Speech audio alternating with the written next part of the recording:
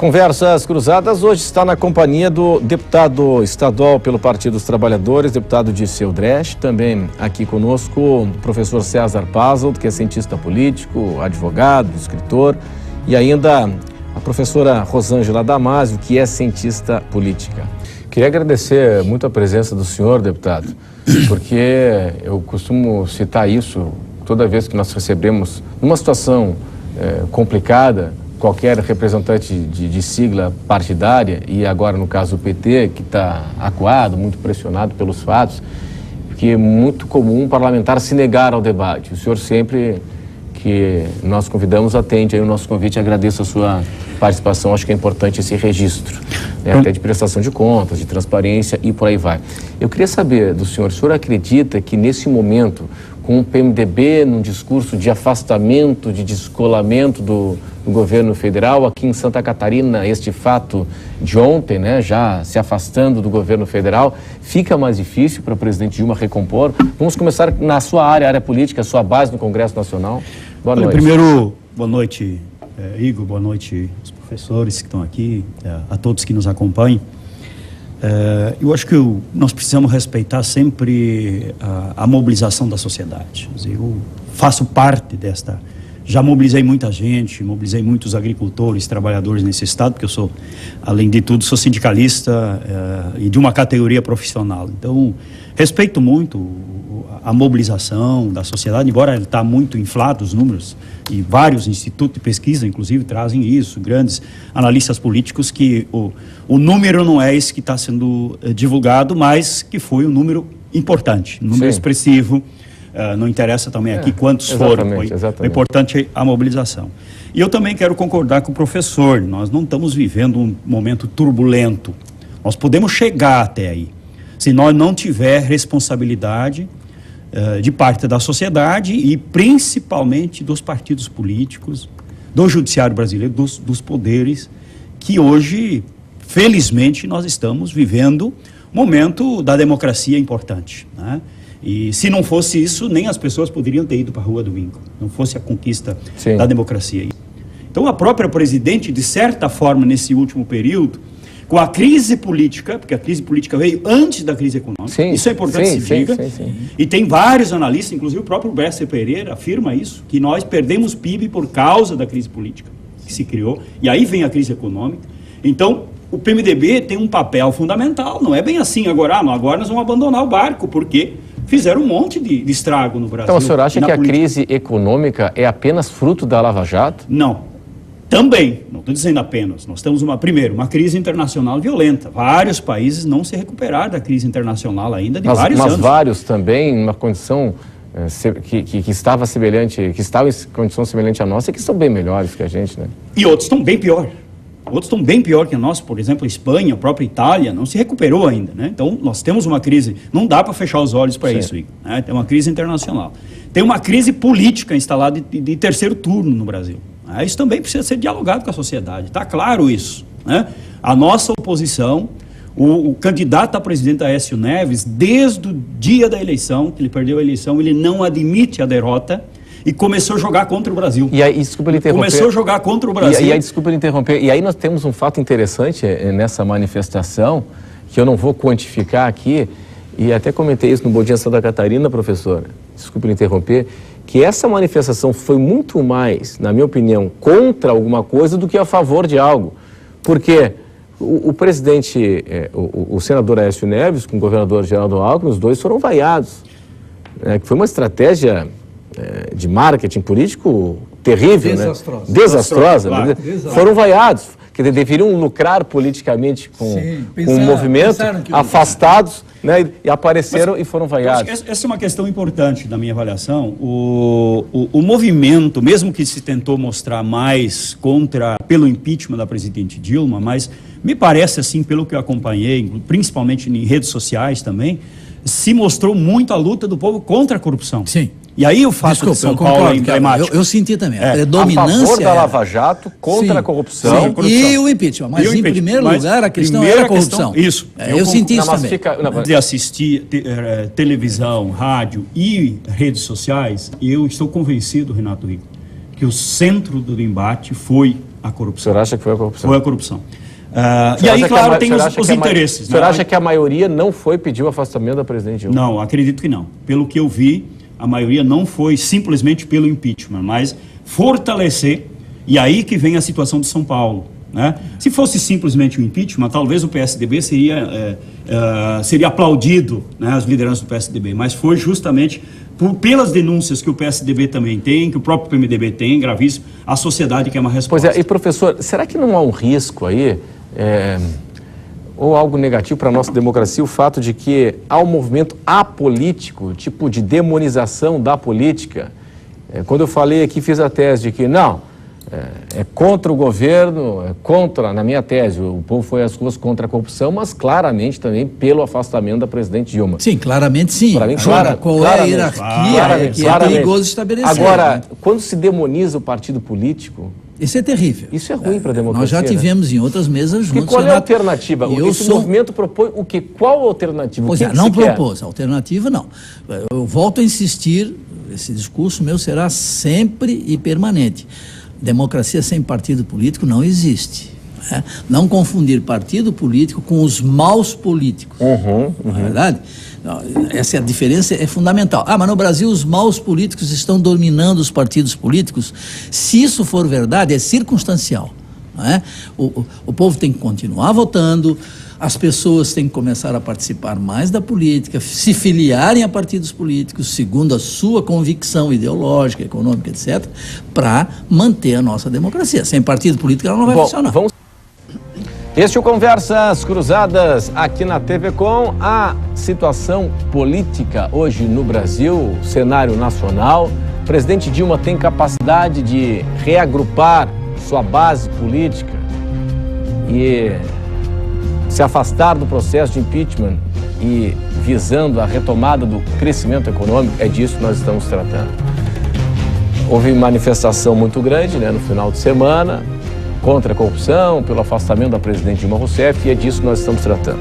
Bom, deputado Dirceu Dresch, que o governo do PT, ele fortaleceu as instituições republicanas, a Polícia Federal, o Ministério Público, dando autonomia, inclusive criticando muito o PSDB na época do então procurador Geraldo Brindeiro, que seria o engavetador-geral da República, e que este governo dá liberdade total para as instituições trabalharem. Autonomia.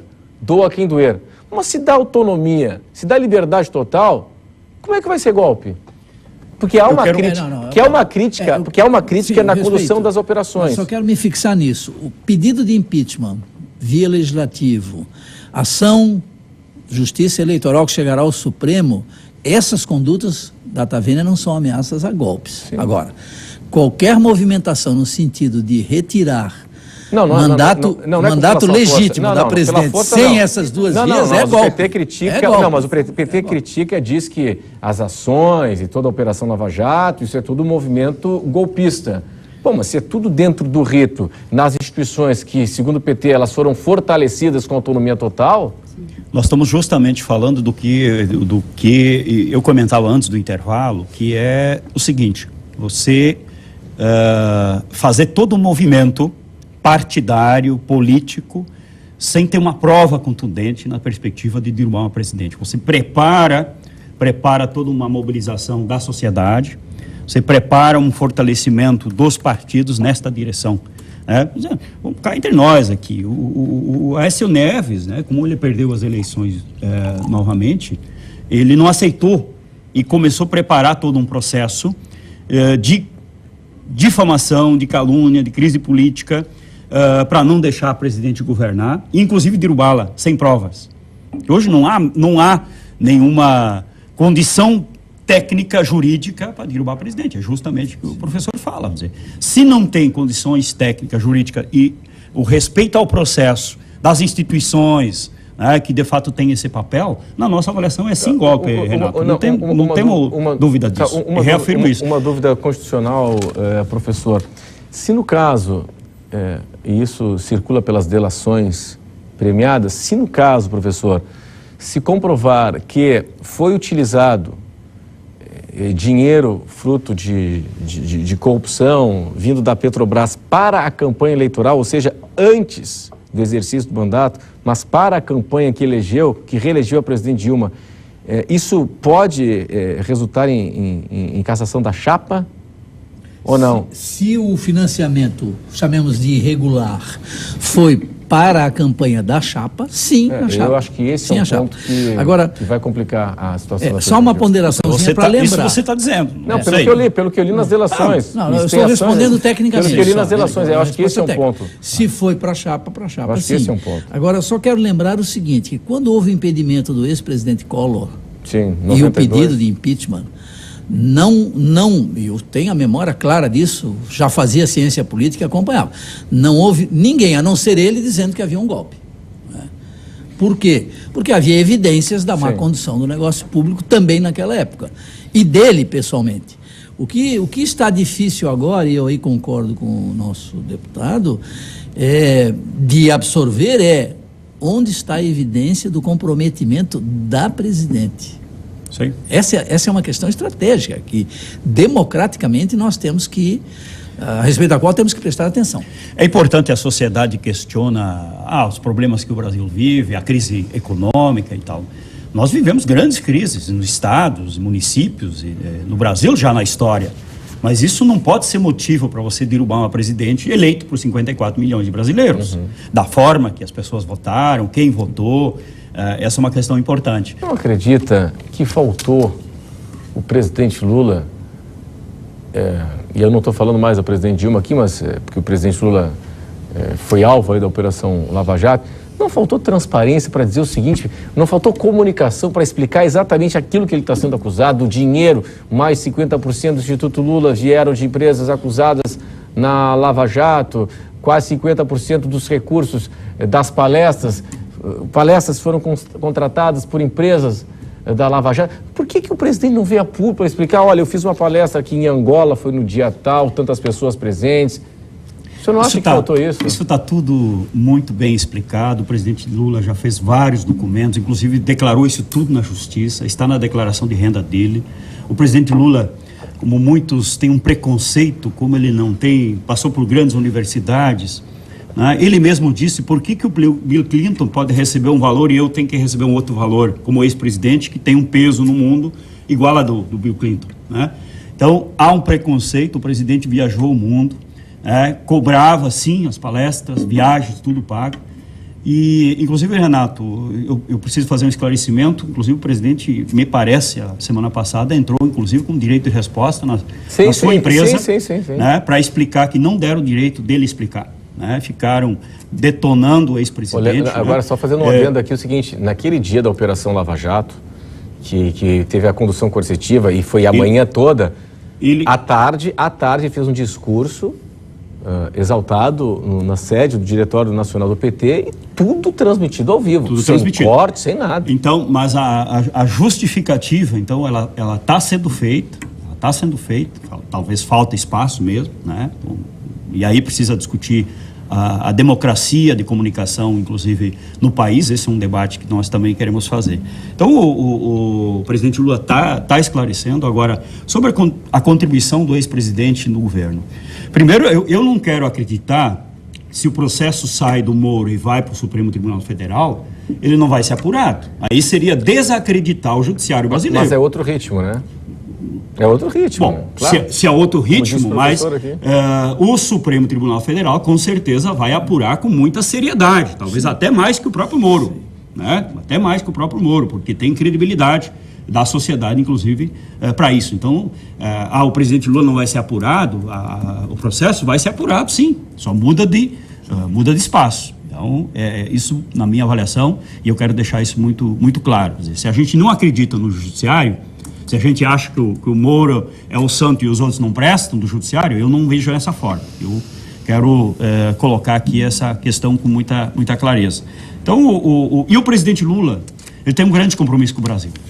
Mostrou isso, foi o presidente da República, com certeza incluiu mais gente, né, dos trabalhadores e trabalhadoras, né, Os ganhos sociais são inegáveis. Vocês mesmo, né, lembram muito bem o que era Florianópolis antes, quando a gente chegava nessa capital. Eu vinha muito de ônibus para cá, na rodoviária, nas sinaleiras, era cheio de gente, de criança pedindo esmola, né, pedindo comida. Então nós resolvemos, grande parte, então o presidente Lula foi fundamental nisso. E ele vai continuar contribuindo com o Brasil. Essa história dele governar o Brasil como ministro... Mas muda completamente o foco, a presidente Dilma, muda completamente o foco, a presidente Dilma é uma grande liderança, não é por acaso agora, não, mas, que ela foi deputado, eleita. O senhor não acha... Vamos imaginar aqui a cobertura da imprensa, né? Vai ser o dia a dia do presidente Lula. A presidente Dilma fica em segundo plano. Eu imagino. Eu não acredito nisso, porque quem continua sendo presidente da República é o presidente Dilma. Ele vai contribuir com o governo, ele vai trazer sua experiência que ele tem com o governo. O senhor não acha que nas relações políticas, porque infelizmente nós precisamos recompor uma base política. Nenhum partido, seja que for, PMDB, PSDB, nunca governou sozinho. O sistema político nosso precisa construir alianças para governar esse país. Isso acontece aqui no governo do Estado, o governador não governa sozinho, precisa buscar alianças.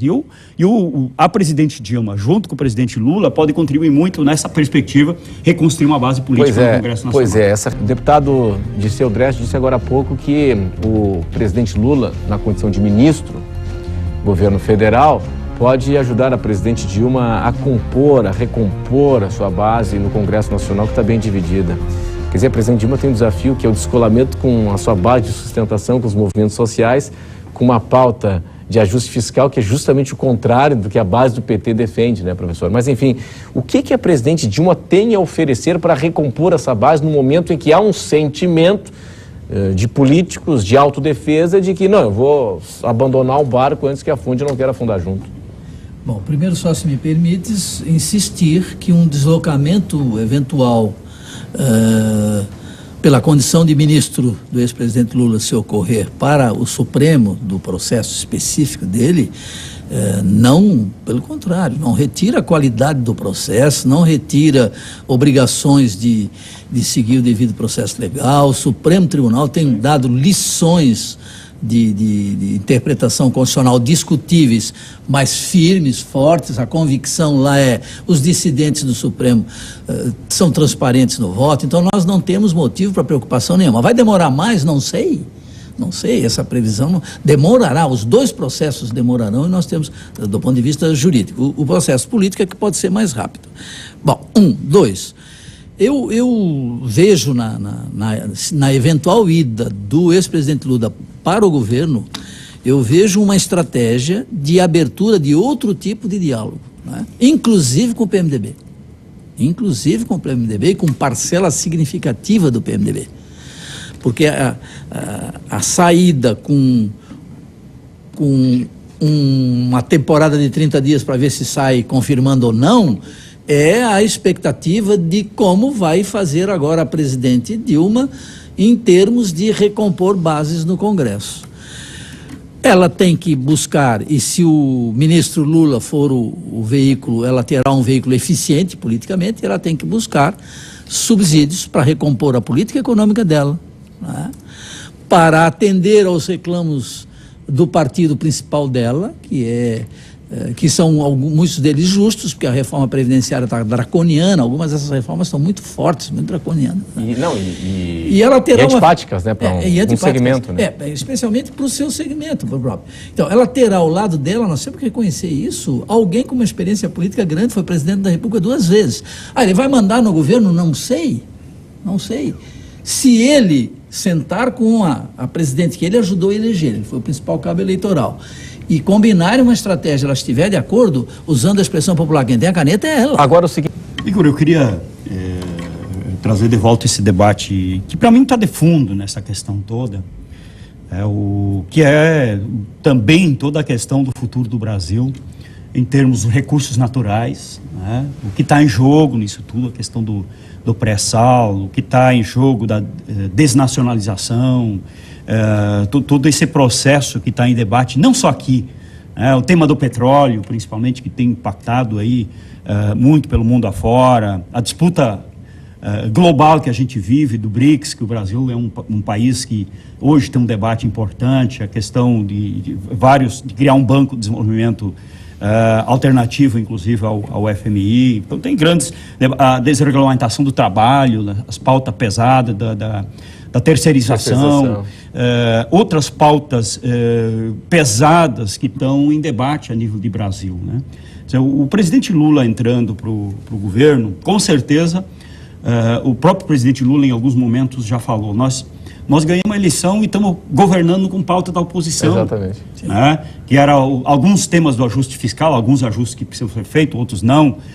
O tema da Previdência tem conflito interno na base, no próprio PT, né? Grande parte dos deputados não concorda com a reforma da Previdência. Mesmo nós, eu tenho divergência, vamos aumentar a vida dos agricultores, a idade para aposentar um agricultor familiar. Nós temos grandes conflitos e com certeza o presidente Lula vai para o governo, vai debater isso e na minha avaliação ele vai com condição. O governo discutir, o governo mais pela esquerda, pelo projeto que a Dilma defendeu na campanha. Retomada ao projeto anterior. Agora, isso é natural, o presidente Lula indo para o governo, ele vai discutir isso com a presidente, inclusive antes de aceitar o ministério. Não resta a menor dúvida. Agora, certamente você já tem essa informação agora, é que o ex-presidente Lula assumiu e admitiu e aceitou o convite para ser ministro. Eu preciso trazer do passado rapidinho uma situação semelhante, não igual, obviamente. Itamar Franco, presidente. Fernando Henrique Cardoso, ministro da Economia. Plano Real. Ressuscitando a economia do país na gestão. O que se dizia na época, Renato? Eras mais jovem, bem jovem. O que se dizia na época é o Fernando Henrique manda nesse governo, o Itamar agora. Então, nós, os mais experientes, já vivenciamos situações muito similares. Se o presidente Lula, bem objetivamente, repito isso, vai lá para exercer o papel de recomposição de uma administração de centro-esquerda que caracterizou as gestões anteriores, eu não estou vendo nenhum cápsio de minúsculos para presidente da República de levá-lo, sinceramente, se é essa a missão. Se, secundariamente, ele muda de instância para o julgamento do processo que corre contra ele, é a consequência.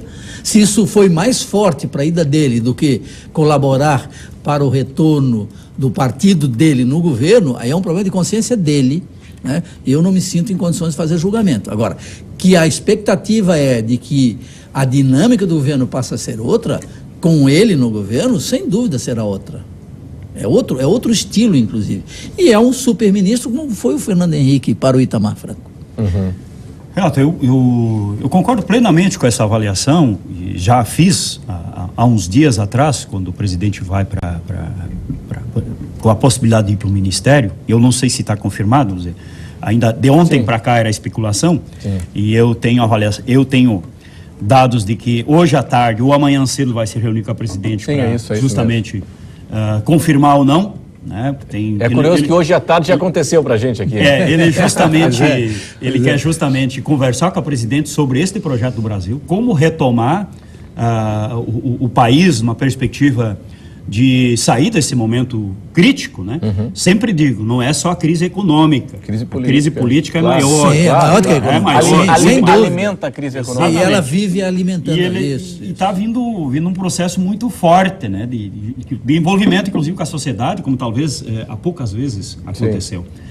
E eu quero voltar aqui uma afirmação que você fez no início, Renato, que é justamente esse processo de combate à corrupção no Brasil. Eu estou convencido, eu estou há 33 anos acompanhando a política brasileira e catarinense.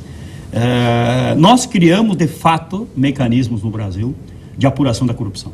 Se a presidente Dilma fosse fazer como outros presidentes, o que nós estamos vendo no Brasil hoje, com certeza, não estaria acontecendo da forma que está acontecendo, né? Eu estou dizendo isso e quero trazer isso para Santa Catarina. A velocidade, os processos de denúncia que nós estamos levantando está muito devagar. Muito devagar. Então, as coisas lá em Brasília, no caso Lava Jato, especificamente Lava Jato, tem a ver com política partidária e tudo, vai muito mais veloz do que outros sistemas.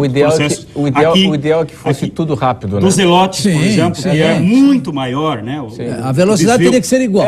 O foco deveria ser, a atenção deveria ser igual. No Brasil há 500 bilhões por ano de desvio, e aí que eu acho que é uma das grandes cartadas do futuro Brasil, é ir para cima nessa questão da sonegação fiscal, que é gravíssima no nosso país, e a questão da corrupção, das Zelotes, levanta isso um pouco, né? Começa com uma pontinha do iceberg, né? Mas não anda, porque não tem o interesse político